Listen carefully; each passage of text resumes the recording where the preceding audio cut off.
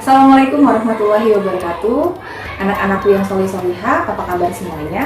Kita ketemu lagi dalam pelajaran pendidikan agama Islam di kelas 4. Hari ini kita akan membahas mengenai Islam mengajarkan kebersihan. Sebelum memulai pembahasan kita, mari kita membaca basmalah. Bismillahirrahmanirrahim. Apa yang kamu persiapkan ketika kita ingin mengunjungi teman baru kita? Tentu saja kamu ingin tampil rapi, bersih, kemudian menyenangkan dilihat, seperti itu kan ya. Begitupun ketika kita ingin menghadap Allah, yaitu melaksanakan sholat berjamaah di masjid. Karena sholat itu merupakan ibadah yang paling utama, tentu kita harus mempersiapkan diri momen bertemu dan mengenal Allah Subhanahu wa Ta'ala. Tentu kita harus mempersiapkannya dengan sebaik-baiknya. Di dalam Quran surah Al-Baqarah ayat 222, Allah berfirman yang artinya, sungguh Allah menyukai orang-orang yang bertaubat dan menyukai orang yang menyucikan diri. Ayat tersebut menegaskan bahwa Allah menyukai orang-orang yang bertaubat dan menyucikan diri. Siapan apa saja yang harus kita siapkan jika kita hendak melaksanakan sholat dengan sempurna? Untuk sholat, untuk bertemu dan mengenal Allah, diperlukan beberapa persiapan. Persiapan diri, badan, tempat, dan waktu. Persiapan diri berarti kita mempersiapkan diri kita untuk menghadap Allah Subhanahu wa Ta'ala yang maha suci, maha memberi rezeki. Tentu tidak layak jika kita sholat dalam kondisi bersifat gurau, tidak serius, tidak khusyuk. Nah, kenapa? Sebab kita sedang menghadap kepada Sang Maha Raja. Persiapan badan berarti menyucikan diri dengan membersihkan najis dan juga hadas, berwudu atau bertayamum, dan memakai pakaian yang bersih. Persiapan tempat seperti apa? Dilakukan dengan menyiapkan tempat sholat. Tempat sholatnya harus suci dan juga penting mengetahui arah kiblat kita.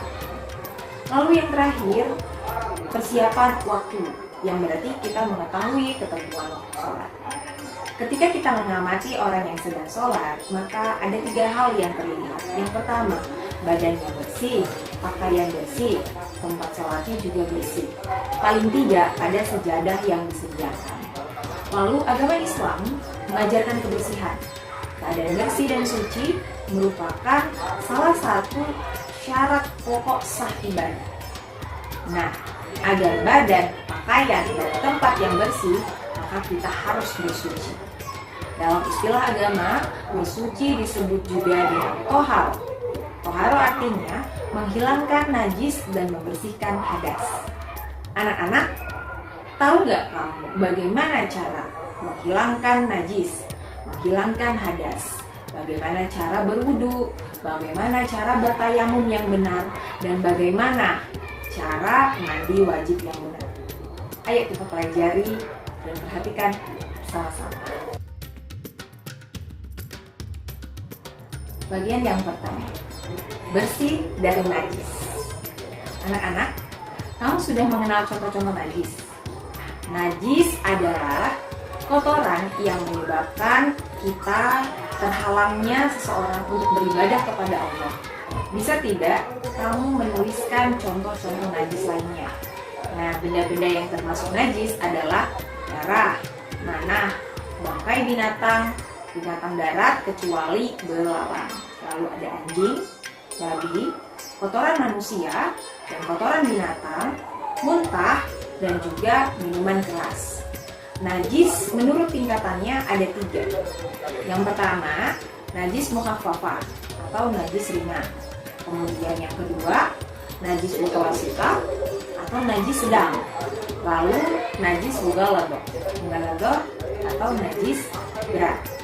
Apa saja contoh najis-najis tersebut? Apakah sama cara untuk menghilangkan ketiga najis tersebut? Baik, perhatikan dengan seksama. Yang pertama, najis mukhaffafah atau najis ringan. Contohnya seperti air kencing bayi laki-laki yang belum berusia 2 tahun dan hanya meminum ASI, air susu ibu. Lalu cara menghilangkannya adalah dengan cukup memercik-mercikkan air mutlak pada benda bernajis. Lalu yang kedua, mutawasitah atau najis sedang. Dibagi menjadi dua. Yang pertama, najis ainiyah, masih berwujud. Nah, seperti kotoran manusia atau kotoran binatang.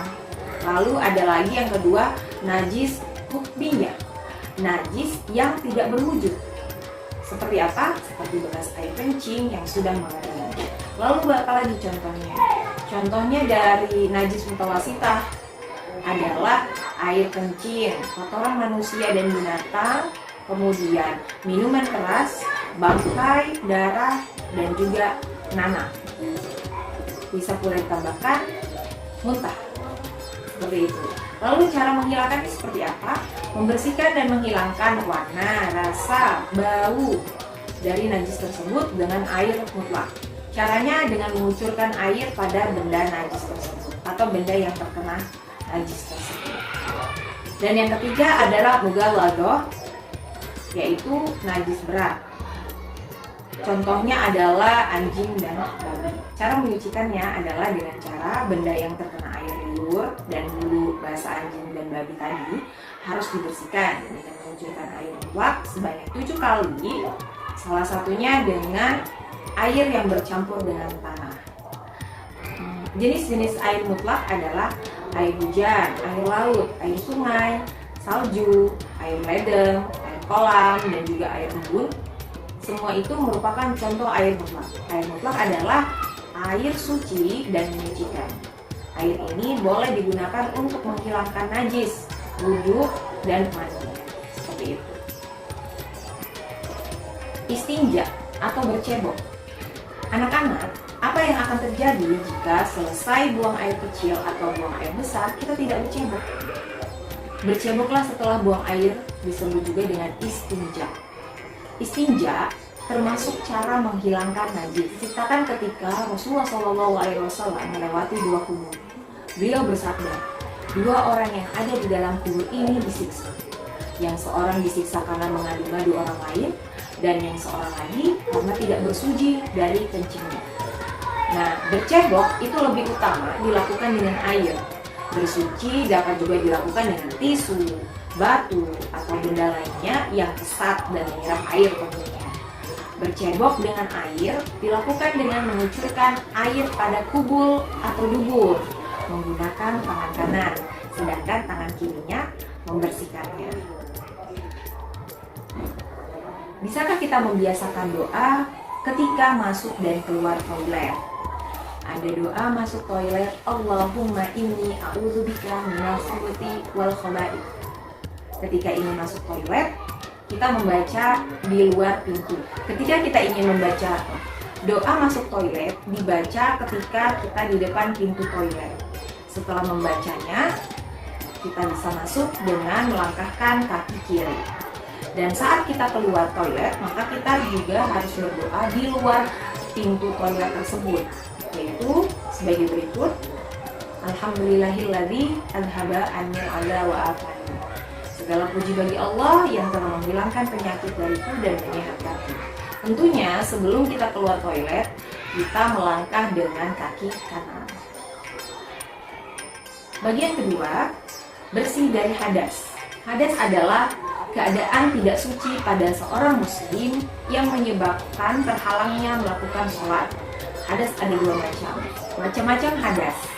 Hadas ada 2, yaitu yang pertama hadas kecil dan hadas besar. Contoh dari hadas kecil diantaranya buang air kecil, buang air besar, dan juga buang angin. Bagaimana cara menyucikannya? Jika buang angin, maka kita harus melakukan wudhu. Ketika buang air kecil, dicuci dengan air yang bersih, lalu melakukan wudhu. Dan buang air besar, sama seperti ketika kita membuang air kecil, cara menyucikannya dicuci dengan air bersih, lalu melakukan wudhu. Hadas besar, contohnya mimpi basah bagi laki-laki, haid bagi perempuan, melahirkan bagi perempuan. Cara menyucikannya ketika mimpi basah bagi laki-laki adalah mandi atau tayamum jika tidak ada air. Lalu haid bagi perempuan, mandi atau tayamum jika tidak ada air. Begitu pula dengan wanita yang setelah melahirkan, mandi atau tayamum jika tidak ada air. Bagian ketiga, cara melakukan wudhu. Coba poleslah wajah kita dengan make up. Setelah itu kita bercermin.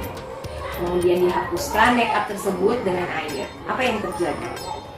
Bagaimana jika make up tersebut menempel dalam waktu berhari-hari, berbulan-bulan, bertahun-tahun?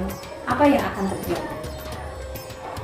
Islam mengajarkan kepada kita untuk berwudu setiap saat. Dengan wudu, kotoran-kotoran, debu-debu, noda itu akan hilang. Wudu juga membersihkan kotoran batin seperti marah, dendam, dan iri hati. Rasulullah SAW bersabda, sesungguhnya marah itu dari setan, sedangkan setan diciptakan dari api, dan sesungguhnya api hanya bisa dipadamkan dengan air. Oleh karena itu, barang siapa yang marah, hendaklah dia berwudu. Berikut hadis riwayat Abu Daud dari Atiyah radhiyallahu anhu. Dengan demikian, wudu dapat membersihkan kotoran yang tampak dan kotoran batin. Wudu menjadi syarat sah sholat. Allah berfirman Subhanahu wa ta'ala, artinya, wahai orang-orang yang beriman, apabila kamu hendak melaksanakan sholat, maka basuhlah wajahmu, tanganmu sampai ke siku, dan sapulah kepalamu dan basuh kedua kakimu sampai ke kedua mata kakimu. Quran Surah Al-Maidah ayat 6. Nah, sekarang kita ulangi belajar bagaimana wudhu dan waktu kamu di kelas 2. Praktik wudhu. Yang pertama, memulai wudhu dengan membaca basmalah sambil membasuh telapak tangan. Membaca basmalah dan membasuh telapak tangan dengan 3 kali termasuk sunnah wudhu. Yang kedua, berkumur-kumur dilakukan 3 kali sampai membersihkan mulut. Berkumur-kumur 3 kali termasuk sunnah wudhu. Yang ketiga, menghisap air ke hidung 3 kali sambil membersihkan lubang hidung dilakukan sekaligus berkumur-kumur. Menghirup air ke dalam hidung 3 kali juga termasuk sunnah wudhu. Niat berwudhu, nawaitul wudu'a li raf'il hadathi asghari fardholillahi ta'ala. Saya berniat wudhu untuk menghilangkan hadas kecil fardu karena Allah Ta'ala. Selanjutnya, niat dilakukan ketika membasuh muka. Membasuh muka dilakukan dari muka, tempat tumbuh rambut, di kepala sampai ke dagu, dan dari batas telinga kanan sampai ke telinga kiri. Niat dan membasuh muka ini termasuk rukun wudhu, dan membasuh muka termasuk sunnah dilakukan 3 kali. Membasuh kedua tangan sampai siku termasuk rukun wudhu. Sunnah mendahulukan tangan kanan daripada tangan kiri, dilakukan 3 kali sampai menggosok sela-sela jari. Lalu mengusap sebagian kepala termasuk rukun wudhu. Sunnah mengusap seluruh bagian kepala dari depan hingga belakang. Selanjutnya adalah mengusap kedua telinga termasuk sunnah wudhu pula. Mengusap telinga dilakukan dengan memasukkan kedua jari telunjuk ke dalam bagian telinga dan mengusap bagian luar dengan ibu jari kita. Dan yang terakhir, membasuh kedua kaki sampai mata kaki. Hal ini termasuk rukun wudhu dan sunnah mendahulukan kaki kanan daripada kaki kiri dan dilakukan 3 kali sampai menggosok sela-sela jari. Wudhu harus dilakukan secara berurutan dan terus menerus. Dan yang terakhir adalah wudhu diakhiri dengan berdoa, yaitu doa sesudah wudhu. Asyhadu an la ilaha illallah wahdahu la syarika wa asyhadu anna Muhammadan abduhu wa rasuluh. Allahumma ja'alni minat tawwabina wa ja'alni minal mutatahhirin wa ja'alni min ibadikas sholihin. Saya bersaksi bahwa tiada Tuhan selain Allah satu-satunya, tiada sekutu baginya. Dan saya bersaksi bahwa Muhammad itu hamba dan utusannya. Ya Allah, jadikanlah kami termasuk orang-orang yang bertaubat, dan jadikanlah kami termasuk orang-orang yang suci. dan jadikanlah kami termasuk hamba-hamba-Mu yang soleh. Bagian keempat, cara melakukan tayamum. Anak-anak, pernahkah kamu sakit yang menyebabkan kamu tidak bisa menggunakan air? Bagaimana caranya ya menyucikan diri untuk sholat jika tidak ada air? Allah Maha Penyayang dan memberikan kemudahan bagi kita semua.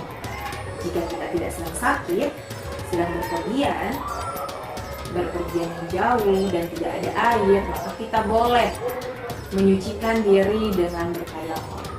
Allah Subhanahu wa Ta'ala berfirman, yang artinya, adapun jika kamu sakit atau sedang dalam perjalanan atau sehabis buang air atau kamu telah menyentuh perempuan sedangkan kamu tidak mendapatkan air, maka bertayamumlah kamu dan dengan debu yang baik dan suci.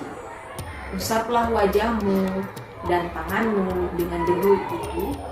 Sungguh Allah Maha Pemaaf, Maha Pengampun.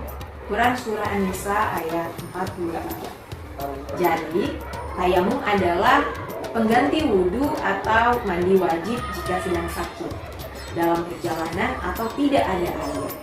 Tayamum ditetapkan sebagai keringanan atau rukhsah bagi kita. Praktik tayamum diawali dengan basmalah. Letakkan kedua telapak tangan di atas debu yang suci sambil membaca niat dalam hati. Lalu tiupkan atau tepuk-tepuk agar debunya tidak terlalu tebal dan butiran-butiran rasanya tidak menempel. Bisa juga tempelkan kedua telapak tangan ke dinding, jok kendaraan, kaca, dan sebagainya untuk mendapatkan bunyi. Niat tayamum, awaitu tayamuma istibahati sholati fardhu ta'ala. Saya niat tayamum untuk diperbolehkan melaksanakan sholat fardu karena Allah Ta'ala. Yang kedua, usapkan ke muka hingga rata. Lalu dari tempat tumbuh rambut di kepala sampai dagu dan dari batas telinga kanan sampai ke telinga kiri. Dan terakhir, usapkan ke tangan kanan hingga siku, lalu usapkan ke tangan kiri hingga siku. Bagian kelima, cara mandi wajib. Pelajaran kali ini sebagai persiapan anak-anakku menghadapi masa balik, masa ketika anak-anak bertanggung jawab secara mandiri untuk menjalankan perintah agama, misalkan sholat dan puasa. Apakah mandi wajib itu?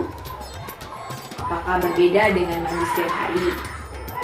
Mandi wajib adalah membersihkan seluruh badan dengan air untuk menghilangkan hadas besar. Allah Subhanahu wa Ta'ala berfirman, yang artinya, jika kamu junub, maka mandilah. Quran Surah Al-Ma'idah ayat 6. Mandi wajib dilakukan karena junub atau terkena hadas besar.